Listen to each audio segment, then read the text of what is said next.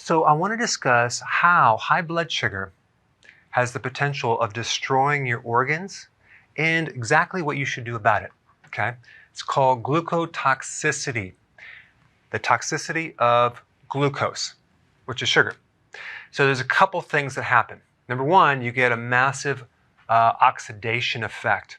Oxidation is similar to rust on your car, okay? So you're getting this breakdown of this material. This can happen in the arteries, in your brain, in your nerves. And then what happens, your body starts healing it with proteins, calcium, cholesterol as a plaque, okay? So you start getting plaquing. That's the Band-Aid that happens after oxidation. And by the way, diabetics that consume more antioxidants from real food can lower the effect of this, okay? Then we have glycation. What is that? Glycation is the effect of heating up and combining glucose with a protein. For example, if you were to eat barbecued ribs, for example, you would get glycation. Glycation has the effect of altering your proteins in the body and making them unusable and creating a lot of damage throughout the tissues. And this can happen anywhere in the body. But there are four main organs that are affected when you have high sugar. Number one is the kidney. Sugar is very damaging to the kidney. Eventually, the person ends up on dialysis because it will literally destroy the kidney. When you have glucose in the urine, for example, because you have so much sugar coming out, your body is trying to get rid of it as a toxic material. But all that glucose is basically destroying the filter. The kidney is the filter that filters blood and it ends up as urine. And then you can't filter anymore, and then you actually need dialysis. Okay, number two, the eyes. Number one, it'll affect the tiny blood vessels in the back of the eye that feed the retina, okay, which is a nerve that goes right into your brain. So the retina, it has optical tissue, and it's an extension of your brain sticking out there. And there's all these little blood vessels that it needs to feed that nerve tissue. Well, high sugar destroys the blood vessels, which then destroy the nerves. And that's why the end product of having diabetes, you end up going blind. Okay, so it affects the retina. It affects the pressure in the eye as glaucoma. It affects the lens as cataracts. And maybe you have personal experience when your blood sugars are even low because the insulin is high, pushing them down. Sometimes like you're blurry, you can't see as well. Next one is the vascular system. Okay, I'm talking about the blood vessels to the heart, to other parts of the tissue. The vascular system becomes stiff and you get oxidation within the wall of the arteries. And that's where you see the plaque. That's where you see the clots that form that can eventually turn into a stroke. But it's the glucotoxicity that destroys the vascular system. And this is why diabetics end up with so many heart problems. So we have the effect of the arteries directly. We have the muscle.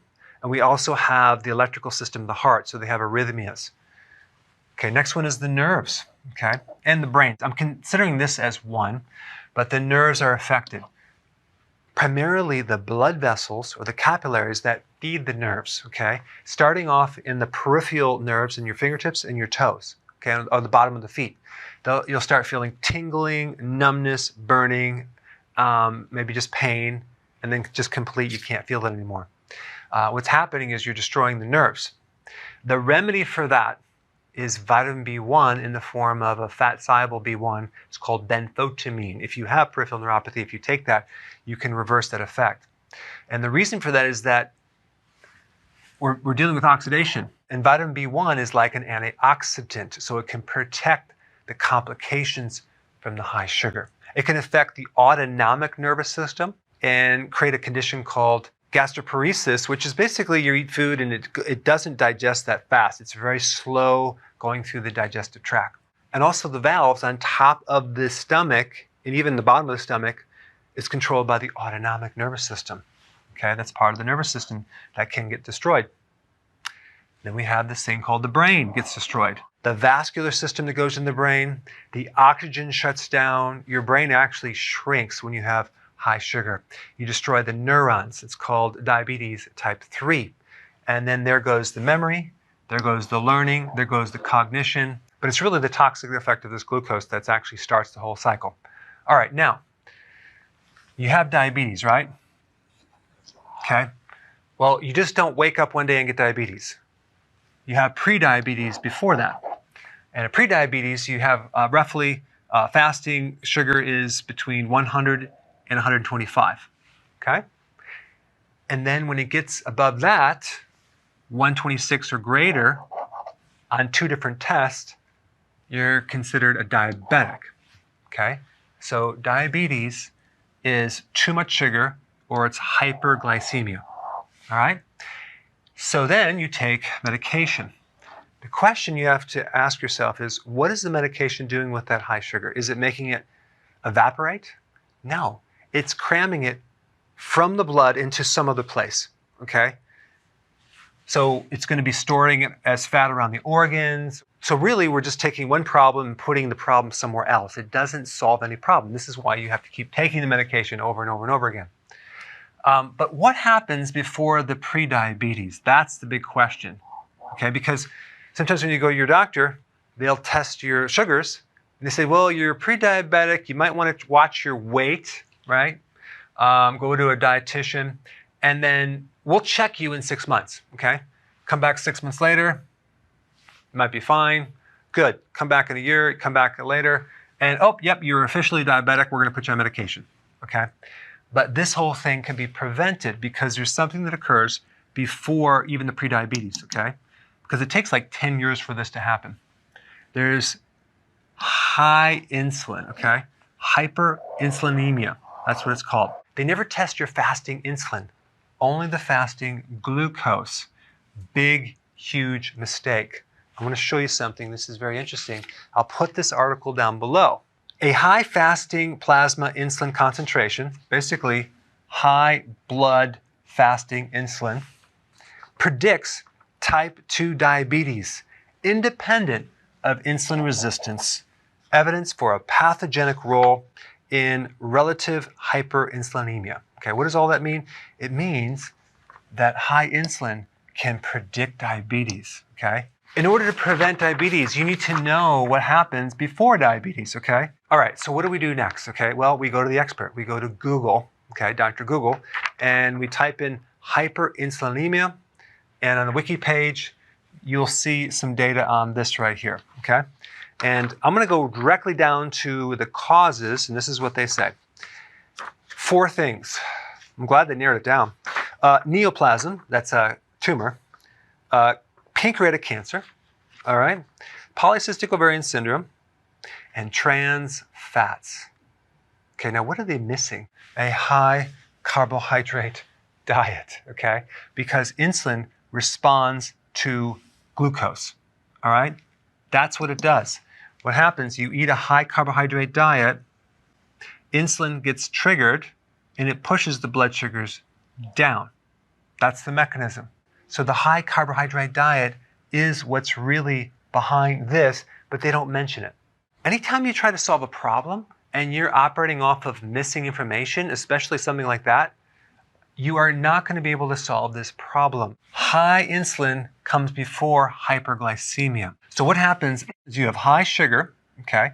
The body's going to then start protecting the cells by creating something called insulin resistance. The high insulin is keeping the sugar in check for many years. You're having symptoms though because there's a lot of problems with high insulin, just as many as high sugar, okay? Like frequent urination, thirst, blurred vision, belly fat, fatigue, forgetfulness, inflammatory conditions, and the list goes on and on and on and on, right? So then you develop insulin resistance sooner or later. And now what happens, your insulin goes down a little bit in the blood, okay? It's going up in other parts of the tissue to compensate, but in the blood it goes down, and then the sugar starts going up because you don't have enough insulin to push it down, okay? And this gets worse and worse to the point where you start having this higher level of sugar. And realize, in the beginning of diabetes type 2, we not only have high sugar, but we also have high insulin.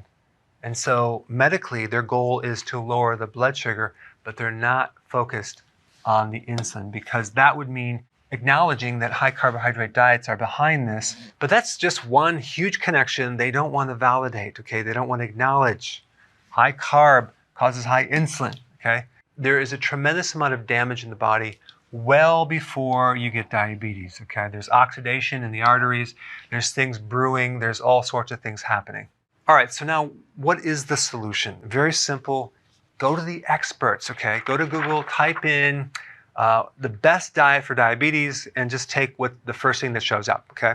That's from Hopkins University. For years, people with diabetes were warned to avoid sweets.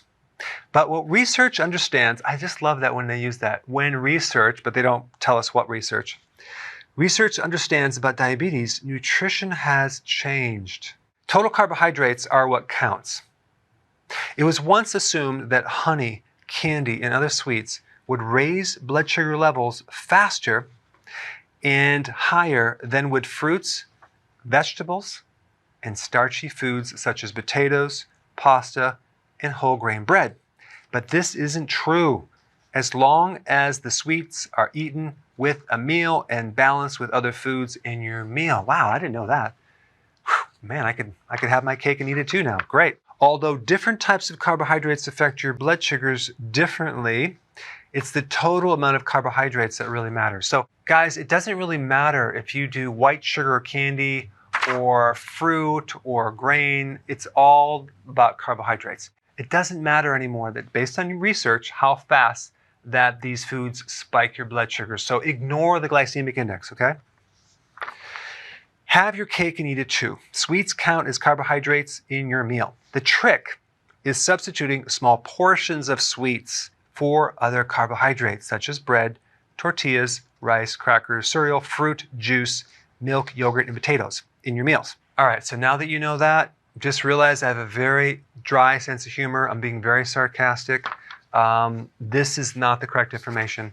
I put a link down below if you're new to my channel of how to do healthy keto and intermittent fasting. You need to go on a low carbohydrate diet, but you also have to be aware of the toxicity of glucose to various tissues of your body. And thank you so much for watching. Hey, if you're liking this content, please subscribe now, and I will actually keep you updated on future videos.